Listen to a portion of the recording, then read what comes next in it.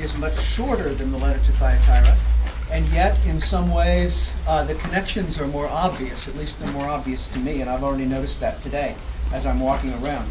Here's the letter to the angel in the church at Smyrna, and you noted earlier. I'll just reinforce what Chuck said, that the word Smyrna is from the word for myrrh, which was a preservative used to preserve the body and so forth. So even with the name of the city, you have sort of this awesome idea of death and preserving of bodies and so forth. But in any case, because there's a lot of tribulation, persecution here. These are the words of him who is the first and the last.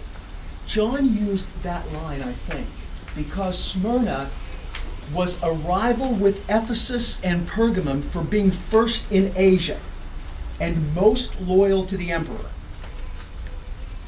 They were the first to build a temple to the emperor here in Smyrna. And those cities were rivaling to be first in Asia. That's the way they would have said it. First in Asia in loyalty to the emperor. John uses that line. To the one who is really first and last. It's not the emperor that's first. It's Jesus Christ who's first and last. Who died and came to life. This city actually was destroyed and laid in ruins for about 300 years. It was a long time before this. So I'm not sure how much the memory of that was. But indeed, I think there's probably an allusion there. Who died and rose again. He chose that aspect of Jesus to indicate something that happened actually to their city. I know your afflictions and your poverty, and yet you are rich. The afflictions came from two sources, and we've already experienced those sources this morning. We are standing in a Roman agora. The first source of persecution was that Christians were required to take a pinch of incense, burn that pinch of incense, and say, Caesar is Lord. The Romans didn't care whether you worshipped Christ or Yahweh or who. But you must, and it was an issue of patriotism as well as an issue of religion. You burn the pinch of incense and you say, Caesar is Lord. Most everybody who were not monotheists could do that without any conscience.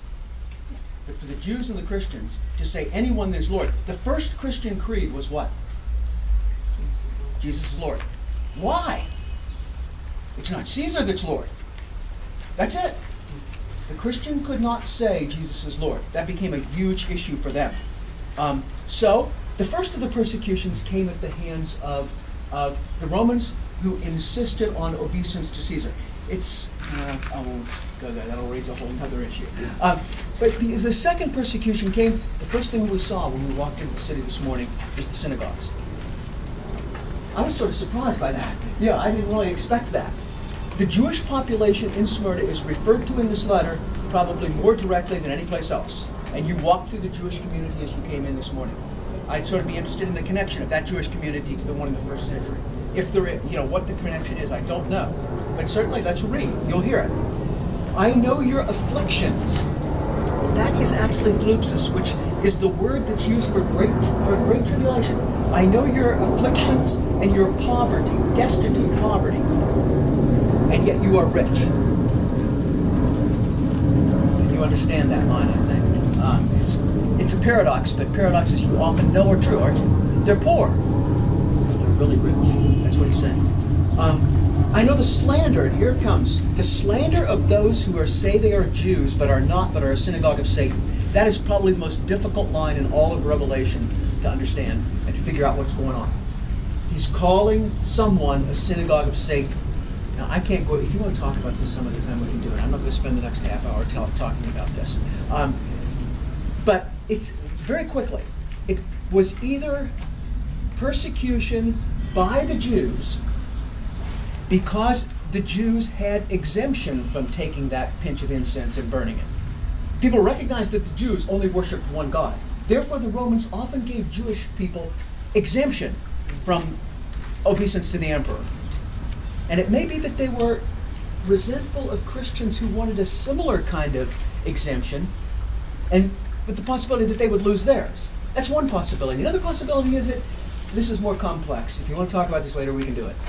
But it may have been Christians.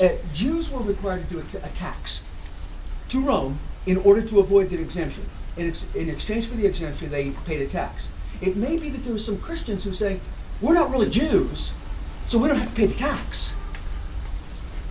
Whatever was going on here, and we're not sure what it was, there was some kind of, and I think this is all you really need to know, there was some kind of conflict with the Jewish population in Smyrna.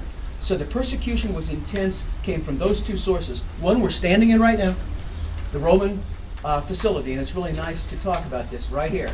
And the other is the Jewish population that we walked through in order to get here. Do not be afraid of what you're about to suffer. I tell you, the devil, literally slanderer, literally accuser, slanderer, the devil, will put some of you in prison to test you. Prisons in the ancient world were not nice places to be. You weren't sentenced for life you weren't sentenced to prison. It was a holding tank. You went to prison until your sentence was delivered. But there were places where there was vermin. There were places that were not kept well. Nobody was fed in prison. If you got any food, it came from your family. The families would bring food to the people who were in prison. I mean, prisons were not nice. They're not nice places today either. I'm not making that case, certainly. They'll put you in prison. You will suffer persecution for 10 days. And whenever numbers come up in Revelation, at least my prejudice is, we're looking at something symbolic here. He's talking about a short period of time. This temptation will be brief. Only 10 days. Only 10 days. I will test you. You will suffer persecution. And here's that line of Revelation again. It keeps coming back at us. Be faithful. Be faithful. To Paul, faith in Jesus is emphasized. To John, faithfulness to Christ to the end is emphasized. Be faithful, even unto the point of death. Be faithful even to the point of death. We Anabaptists understand this. We've been grown up being taught, be faithful even if you have to die for it. And that's the point that comes through here. Be faithful even to the point of death, and I'll give you a crown of life. The arenas where the games went on, often what was given to the winner was a crown, which was a laurel crown, which would disintegrate. He says, that's what you get in the arena. What I will give you is a crown. He doesn't call it a golden crown here, as it is some places, but he says, I will give you a crown of life. A crown is what we are rewarded for in the competition of life. But that crown is a crown of life, eternal life. That's the crown. That's what we're given. Those who have ears to hear, let him hear what the Spirit says to the churches. To the one who overcomes will not be hurt by the second death. The second death, two deaths. First death, physical death, all of us will die. Some preachers will tell you, death is an evil and you can ward it off with all kind of, we are expected that we will die. That will happen to all of us. Probably me before you, but that's okay. That's okay. I don't bother me at all.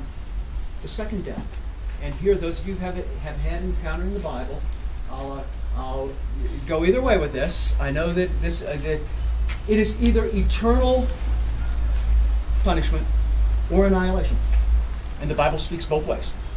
I can quote you passages from the Bible that will prove both of those. But in any case, the second death is eternal death, whether that be eternal punishment or whether that be annihilation for the wicked. But we will not be touched by either of those if we are faithful to the end. But for John, you have to be faithful to the end to get the life, to eternal life. It's not just that you pray a prayer. For John, you have to be faithful to the end. And that's how you get eternal life. I think that's all I have to say.